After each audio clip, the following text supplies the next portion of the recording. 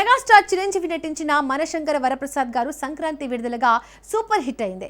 అనిల్ రావుపూడి దర్శకత్వంలో వచ్చిన ఈ కామెడీ ఎంటర్టైనర్ థియేటర్లలో సాలిడ్ రన్ కొనసాగిస్తోంది. ఓవర్సీస్ లో భారీ వసూళ్లు సాధిస్తోంది. ఈ విజయం గురించి పూర్తి వివరాలేంటో చూద్దాం. చిరంజీవి మనశంకర వరప్రసాద్ గారితో మరోసారి విజయవంతమయ్యాడు. ఈ కామెడీ ఎంటర్టైనర్ లో వింటేజ్ చిరు కామిక్ టైమింగ్ తో అలరించాడు. నయనతార హీరోయిన్ గా విక్టర్ వెంకటేష్ క్యామియోలో నటించారు.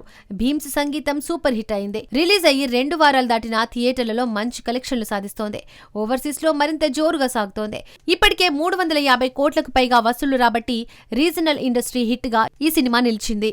ఇదిలా ఉండగా యుఎస్ బాక్సాఫీస్ లో $4.5 మిలియన్ మార్కును కూడా క్రాస్ చేసింది. చిరు కెరీర్లో ఇది అరుదైన ఘనత. ఈ చిత్రం చిరు బ్రాండ్ ను మరింత బలోపేతం చేసింది.